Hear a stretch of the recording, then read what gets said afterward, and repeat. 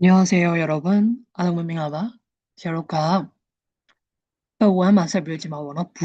부사리 리서치면서 쉐임. 그러면서 달랑리야 그대로자 에리다이 그대로자 에리다이 그대로 에리다이 그대로 눈에 술세나 알아 변함 없이 변함수와 변하다 아니비로 라라 여러분. 변하다. 잠시만. 변하다. ပြောင်းလဲသည် အဲ့ဒါကို ဆရာတို့က noun ပုံစံပြောင်းရင် သူ့ကို နောက်ကနေပြီးတော့ map တတာကတ်လိုက်တာ ပေါ့နော် ဒါဖြုတ်တယ်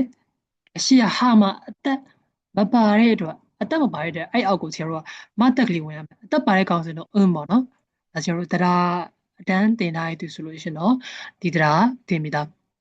နော် ဒီလိုမျိုးပြောင်းသွားတာ 변함ဆိုပြီးဖြစ်သွားတာ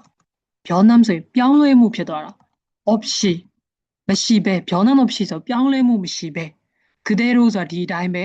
변함없이 ပြောင်းလဲမှုမရှိဘဲ တူတူပဲ အဓိပ္ပာယ်တူတူပဲ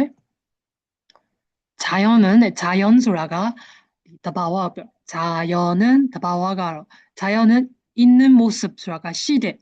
있는 모습 시대 그대로 저 에리다이 보호해야 한다 보호하다 소로 디 탱탱 까고 하라고ပြောတာ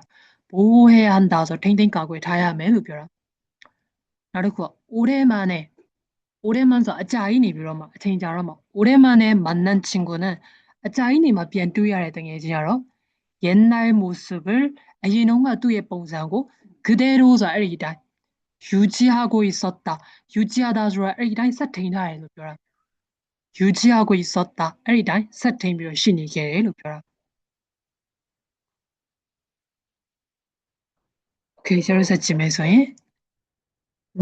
늘ဆိုတာက အမြဲတမ်းလို့ ပြောတာ 늘 အမြဲတမ်း သူနဲ့ တူတာတော့ ဆရာတို့ အများဆုံး သုံးတာတော့ 항상로, 언제나로, နော် ဒါ အမြဲတမ်းကို ပြောတဲ့ စကားလုံးတွေပဲ 항상, 언제나, 늘. 언니나 오빠는 아마 또 뭐, ကိုကတော့ 동생에게 저 angeli리고, 동생은 꼬의 니리냐마리, 동생에게 니리냐마리고, 늘 저 အမြဲတမ်း 많은 것을 야다더 야리고 양보한다 저 양보하다 수라가 꼭 우사비라며 벼라 양보한다 우사비를 벼라 우리 회사는 아로의 꼬무니가로 늘 미에란 새로운 저 아티피데 변화서 변화를 위해서 병래물이 돼 노력하고 있다 조사니에 아로 꼬무니가로 미에란 아티데도 병래물이 돼 조사니에လို့ပြောတာ နောက်ပြီးတော့ 오히려ဆိုတာက ပိုပြီးတော့တခုကို အဲ့လိုဖြစ်စေသေးတယ်လို့ပြောတာ ဒီမှာကြည့်မယ်ဆိုရင် သူနဲ့ တူတာတော့ 도리어 ပေါ့နော် 도리어, 오히려 တူတူပဲ 상대방을 위해 တစ်ဖက်သူအတွက် 한 말이나 행동이 တစ်ဖက်သူအတွက် ပြောတဲ့ စကား 또뭐 အပြုအမူတွေက 상대방을 위해 한 말이나 행동이 오히려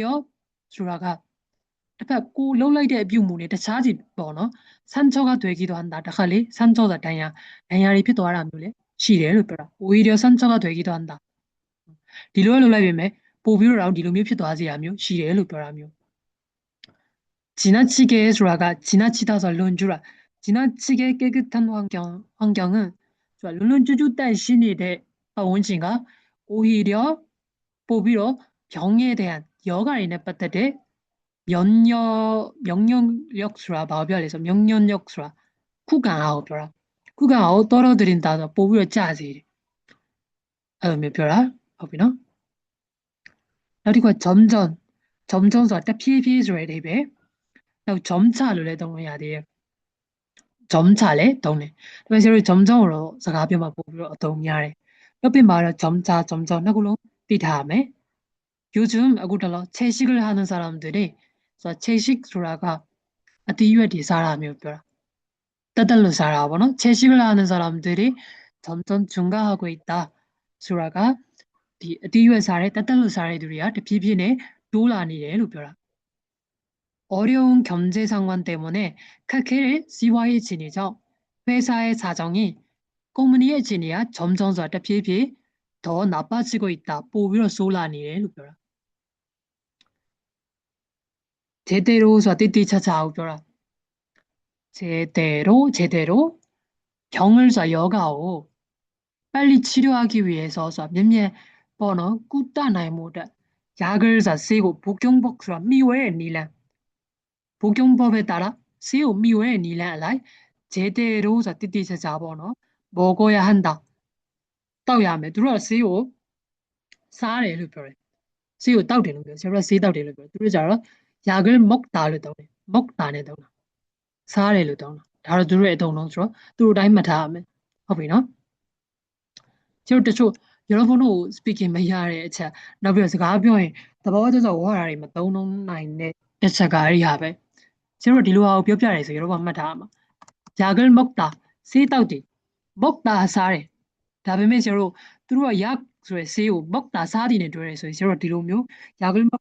ွဲလိုက်ချက်ပြီးတော့ကျုပ်မြန်မာလိုဘာသာပြန်တော့ပါဖြစ်လေစေးတောက်တယ်လို့ဘာသာပြန်ဟုတ်လားအဲ့ဒါကိုသွားပြီးတော့ကိုယ့်မြန်မာလိုစဉ်းစားပြီးယာကယ်မှာရှိတာဆိုရင်မမောင်လားဆိုတော့မှန်တယ်တောက်ရင်လည်းတောက်လို့ရတာပဲဆေးရည်ဆိုတောက်လို့ရတာပဲဒါပေမဲ့ကျတော့တဘာဝမကြောက်နည်းနည်းသူတို့အနေနဲ့ပေါ်တော့ native တစ်ယောက်အနေနဲ့ကြည့်မယ်ဆိုရင်နည်းနည်းစကားခက်တောင့်တောင့်ကြီးဖြစ်နေတာမျိုးဖြစ်တတ်တယ်အဲ့တော့ဒီအသုံးတော့ကဒီလိုဆိုရင်여러분은ဒီကောင်သူ့အသုံးလုံးတိုင်းကျွန်တော်မှတ်ထားရမယ်ဟုတ်လားကိုယ်အသုံးလုံးပြောင်းသွားတာမျိုးမဟုတ်ဥပမာပေါ့နော်ဆရာကျုံလို့နောက်တစ်ခုပြောပြမယ်ဆိုရင်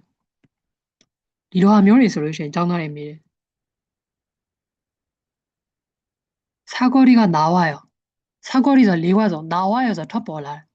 네과정은 탑볼라 바로 표현하래 사거리가 나와요 소라가 뭐 때고 란용 비례 가မျိုးဆိုရင် ပေါ့နော်ဒီတိုင်းတက်တက်သွားလိုက်အဲ့မှာပေါ့ဈေးဆိုင်တွေ့လိမ့်မယ်အဲ့ဈေးဆိုင်နေမျက်နှာချင်းဆိုင်မှာလေးခွစုံကြီးရှိတယ်အဲကျတော့ဒီလိုပြောရင်မြန်မာလိုပြောရင်လေးခွစုံရှိတယ်လေးခွစုံတွေ့လိမ့်မယ်ဒီလိုပြောတယ်ဟုတ်တယ်မလားဒါပေမဲ့သူတို့ကျတော့လေးခွစုံကြီးထွက်လာလိမ့်မယ်လို့ကိုရီးယားတွေကတောင်းတယ်사거리가 나와요အဲ့လိုဆိုရင်ကိုကသူတို့ရဲ့စကားပြောဟန်အတိုင်းကိုကပါလေ사거리가 나와요ဆိုပဲတောင်းရမယ်တဘာဝကြကြလေးဖြစ်ဖို့အတွက်သူတို့အသုံးနှုန်းကိုသူတို့အတိုင်းလိုက်တူပပြီးတော့သုံးတဲ့အသုံးနှုန်းတိုင်းလိုက်ပြီးတော့သုံးရမယ်အဲ့လိုမျိုးတူပပြီးတော့ပြောရမယ်တူပပြီးတော့သုံးရမယ်ဒါဘာဖြစ်လို့လဲသူတို့ဘာသာစကားဖြစ်လို့ဒီလိုပဲကိုယ့်ဘာသာစကားအတိုင်းပြန်ပြီးတော့사거리가ပေါ့နော်တွေးလိမ့်မယ်ဘိုးကြီးကော်ရေရောသုံးလို့မရဘူးလားရတယ်ဘိုးကြီးကော်ရေဆိုတဲ့အသုံးနှုန်းလေးရှိတယ်ဒါပေမဲ့나와요ဆိုတာကလည်းတဘာဝကျကျသုံးတယ်ဆိုတာသိရမယ်ဟုတ်ပြီနော်โอเคဆိုတော့ကျွန်တော်ဆက်ကြည့်မယ်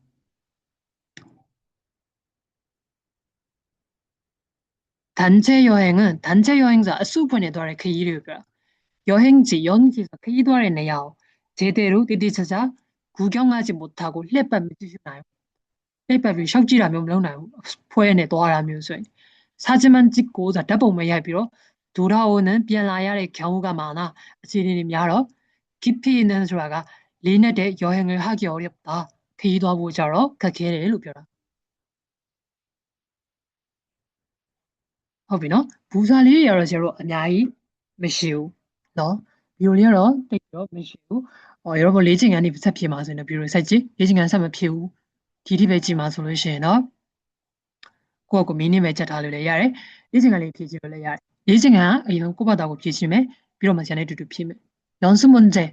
လေ့ကျင့်တဲ့မိကွန်းဘူစာလေ့ကျင့်မယ်다음 보기에서 알맞은 단어를 골라 빈칸을 완성하십시오. 어바로레야 어바 우마이레야 깐예를 오하라고 유비로 꼴레테마 비비종 피서바 루벼라. 명절의 의미는 지금까지 명절수라가 외로우벼라. 명절의 의미는 외로의 레비아로 지금까지 구티 꼴레 이어지고 있다서 습비도 아니에 그래서 외로의 레비아로 구티 아벨레 다가 르이라레스로 늘 이어지고 있다로 이해했습니다. 늘서 အမြဲတမ်း 이어지고 있다 ဆက်ပြီးတော့ရှိနေတယ် 늘နဲ့အရင်ဆုံးဖြည့်ကြည့်ထားလိုက်မယ်နော် 점점 လေးဖြည့်လို့ရမယ်တဖြည်းဖြည်းနဲ့ဆက်သွားနေတယ် 점점 လေးဖြည့်လို့ရမယ်အဲ့တော့အဖြေမှန်ဆိုတာတော့အဖြေမှန်ကြီးရလို့တော့မရှိပါဘူးကိုယ်အဆင်ပြေတာဖြည့်လို့ရတယ် 친구와 재미있는 이야기를 တကယ်ချင်းနဲ့စိတ်ဝင်စားဖို့ကောင်းတဲ့အကြောင်းအရာတွေကို 하는 동안 ပြောနေတဲ့အတော့တွင် 기분이 တဖြည်းဖြည်း 원래 좋아졌다. 점점 좋아졌다. 피비 강하게요. 간사제가 부모님은 미화를 하러 원래 아이의 건강을 원래 클리의 제마요 먼저 생각하신다. 이런 둘에 해줘 봐래. 아, 디아 늘 피매. 디아 늘 피매, 여러분. 디아 늘 피매. 그래서 디아 그대로 피매. 아니, 이다인 사신이라. 보이로 예리비야. 그대로, 아니, 이다인 이어지고 있다, 피매. 그 분위기를 바꾸려고 친일고 병래보다 한 농담이 니다 친인이 다르고 병래보 놀라이데 농담다 싸나무 듣고와 친구의 마음에 상처를 주었다. 당연히지စိတ်ထဲကို စိတ်ဓာတ်ပို့ပြီးတော့စိတ်ဓာတ်ကိုပေးမိနေတယ်ဆိုတော့ 오히려ဆိုတာကဒီလိုလုပ်ဖို့လုပ်လိုက်ပေမဲ့သူနဲ့မကိုက်ညီဆန့်ကျင်ဘက်ခြင်းတွေဖြစ်သွားတယ်မျောလင့်မထားတဲ့ဆန့်ကျင်ဘက်ခြင်းတွေသူကတော့ကောင်းမှုစလိုက်နောက်လိုက်တာဒါပေမဲ့တစ်ဖက်တငယ်ချင်းမှာစိတ်ဓာတ်ရရောက်သွားတယ်ဒါဆို 오히려 ကိုသုံးမယ်ဆရာတို့ဟုတ်ပြီနော် 오케이ဒါဆိုရင်ကျွန်တော်ဆက်ကြည့်မယ်ဆိုရင်실전 문제 맞아로 다음 빈칸에 알맞은 어휘를 고르십시오. 아바콜라테마 까이니라고 하라고 피서 말 요리사 수라가 이 스포모별 요리사는 텔레비전에 나와 저 TV만 틀라래 음식을 만드는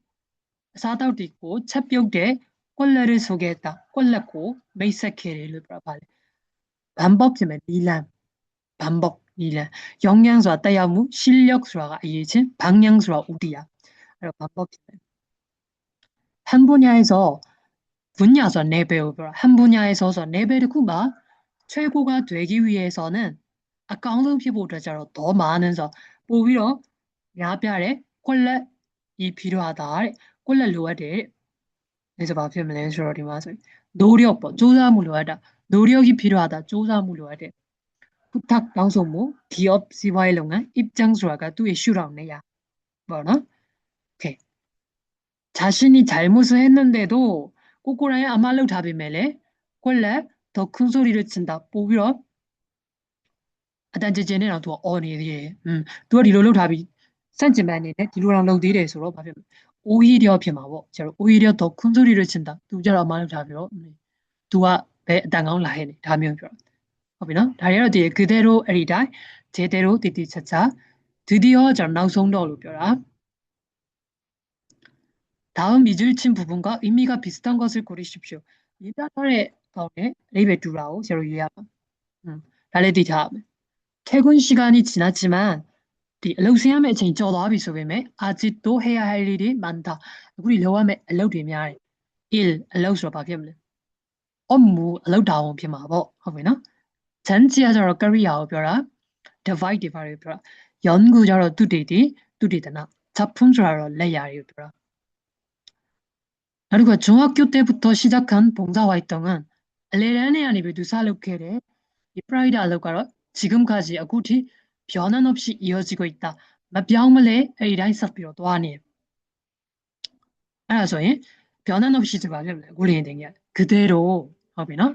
항상 하러 얘는 점점 더 비비 제대로 저들이 찾아.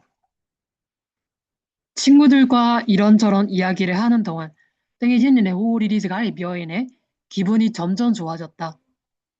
비빈의 가사일자 강하게 점점에 들어와서 마지막에 여러분 점차 뭐 그러면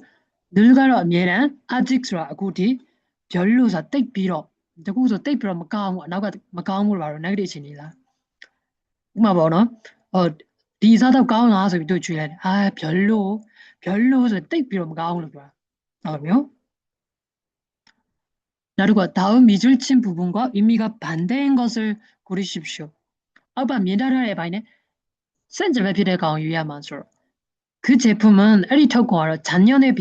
비해서 비결니까 내신 판매에서 양차무가 크게 늘어났다. 디디드다 도발라레스로 양차라스로 눈에서 집에서 구입 외유라 휴마로 기술가저로 때문에 니비냐고 벼라. 사업소 시와일롱아 효과서 yar라고 벼라. 조야라고 벼라. 올해에서 니네 그 팀이 우승했지만 아리 띵아 안하게 되면 그 과정은 저라가 아리 피싱가로 알로 피포 될까자로 쉽지 않았다. 누레면 외국에 울려버려. 과정으로 떡고 올라오세 아리 피싱고 벼라. 또 산지바스로 피비도아를 yar라고 벼마고 결과. 하보이나? 경우가 저러 경우 체네 역할가 저러 그라이다고 벼라 두에 까나 두로메 아빠이 영향ဆိုတာ저러 တက်ရောက်မှုပြောတာဟုတ်ပြီနော်영향နောက်ပိုင်းကျတော့ကျွန်တော်နောက်ပြီးတော့နေစပြီးတော့ pep 2ကိုစပြီးတော့သင်ရရမယ် pep 2ကတော့이건 모르면 불안하다ဒါမသိရင်불안하다ဆိုတာစိုးရိမ်ပူပန်စိတ်ဖြစ်ပြီဒါမသိလို့မရဘူးကျွန်တော်အခုပတ်ဝန်းအထိသင်ခဲ့ရတာဒီမဖြစ်မနေတိကိုတိချရမယ်ဟာတွေမဖြစ်မနေတိကိုတိထားရမယ်နော်မဖြစ်မနေအကုန်လုံးရအောင်ရထားမယ်အပိုင်ပတ်ဝန်းဗီဒီယိုထဲမှာရှိတဲ့ဟာပတ်ဝန်းဗီဒီယိုတွေအားလုံးဒီဝေါ်ဟာရတွေဒီအမှားရမရှိတိကိုတိရမယ်အဲ့လိုဘာလုပ်ရမလဲဆိုရင်ပတ်ဝန်းထဲမှာရှိဝေါ်ဟာရတွေကို여러분တိကျကျ topic အောင်ရှင်နေဆိုရင်ဆရာပြောတဲ့အတိုင်းလုပ်ဟုတ်ပြီနော်ဘာလုပ်ရမလဲဆိုတော့15လုံးစီခြိုက်ရမယ်တစ်လုံးနည်းနည်းတော့လက်ဝင်နေပြင်ပန်းနေဒါဆို여러분အတွက်စူးစမ်းမှုပဲနောက်ပြီးတော့အဲ့ဒီဥပမာစာစောင်းကိုဘာသာပြန်လဲတည်သွားပြီဆိုတော့အဲ့ဒီဘာသာပြန်တည်ထားတဲ့ကိုယ့်ရဲ့အဲ့ဒီဥပမာစာစောင်းတွေကိုတစ်ချောင်းကိုအခေါက်20ပြည့်အောင်ဖတ်မယ်ဘေးနားမှာကိုယ့်ရဲ့ progress လေးပေါ့နော်စာလုပ်တဲ့ progress ရှိမရှိကိုဘာလုပ်ရမလဲဆိုဘေးလေးမှာတာလီလေးနဲ့ချိုးဆရာဆိုတာလီလေးနဲ့ချိုးပြီးတော့မှတ်ထားလေးရှိတယ်ဟုတ်လားဆရာကဒီလိုဆရာမီနင်းချက်ထားလားမချက်ထားလားသိချင်ဆရာမီနင်းစာကိုဘေးလေးမှာတာလီလေးပိုင်းဆရာမီနင်းချက်ထားဒီလိုမျိုးချက်2ချက်3ချက်4ချက်ပြီးရင်5ချက်ပြည့်သွားရင်ဒီလိုမျိုးလေးဖေးလေး60ဒါဆိုရင်5ချက်ဒီလိုမျိုးလေး2ခုဆိုရင်10ခေါက်ဆိုသွားဒီလိုမျိုးလေး4ခုဆိုရင်အခေါက်20ဆိုထားတယ်ဟုတ်လားဆရာရနေပြီလေမီနင်းရနေပြီအဲ့လောက်ခေါက်ကြီး10ခေါက်လို့ဆိုတာနဲ့ရနေပြီအခေါက်20လောက်ဆိုဖို့လိုသေးလို့လားလိုတယ်ရောပေါ့ဘာကြောင့်လဲဆိုတော့အုံနောက်ကိုပဲ memory ပေးရမှာပဲနဲ့ muscle ကိုလည်း memory ပေါ့နော်မှတ်မိအောင်ပေးရတယ်ဒါဆိုရောဘုံတို့ရဲ့ meaning က long term memory အနေနဲ့မှတ်ထားပြီးတော့အချိန်ကြာကြီးမှတ်မိနေလိမ့်မယ်ဟောတာတွေဟုတ်ပြီနော် meaning လေးတွေဒီပုံစံမျိုးနဲ့ကြက်ပါနော်နောက် part 2ကနေစပြီးတော့ meaning လေးတွေဒီအနည်းငယ်နည်းနည်းပို့ပြီးတော့ခတ်လာမှာပါရောဘုံဟုတ်ပြီနော်ပို့ပြီးတော့ခတ်လာမှာပါနော်ပြီးတော့ရောဘုံကပေါ့နော်ဒါကတော့ဆရာဆားလဲတင်နေသူဆိုတော့အတန်းလေးကြော်ညာတာပေါ့နော်နောက်ဆုံးဗီဒီယိုလေးရဲ့နောက်ဆုံးလေးမှာဆိုတော့ဗာလဲဆိုတော့ရောဘုံတို့တက်ချင်တဲ့အတန်းတွေရှိလို့ရှိရင်ဆက်စီကိုဘိုင်ဝမ်တန်းနေမေးလို့ရတယ်ဟုတ်ပြီနော်ဘိုင်ဝမ်တန်းဒီဘာတန်းတက်ချင်လဲ level တန်းတက်ချင်လား grammar တန်းဒီတက်ချင်လား grammar တီးတန်းတင်ချင်လားရောဘုံတင်ချင်တဲ့ချိန်ကိုပြောအချိန်ရတော့ရောဘုံတင်ချင်တဲ့ချိန်ကိုညှိပြီးတော့တင်လို့ရမယ်နော်ဘယ်ချိန်နေတင်ချင်လဲရောဘုံညှိပြီးတော့တင်လို့ရမယ်ဟုတ်ပြီနော်ဒါဆိုရင်တော့ဆရာတို့ဒီဗီဒီယိုသင်ခန်းစာလေးကတော့ဒီလောက်ပါပဲစာရီတေချာလောက်ထားမယ်ရက် channel ထဲမှာလည်းရောဘုံတို့တိထားတင်နေဆိုတဲ့အကြောင်းအရာလေးတွေတင်ပေးနေတယ်ဟုတ်ပြီနော်ဒါဆိုလို့ရှိရင်ရက် channel ကို subscribe လေးလုပ်ခဲ့မယ်ဗီဒီယိုလေးကို like ပေးပြီးတော့နောက်ဗီဒီယိုတွေဆက်ကြည့်ပေးပါဦးအားလုံးပဲတက်တာပါ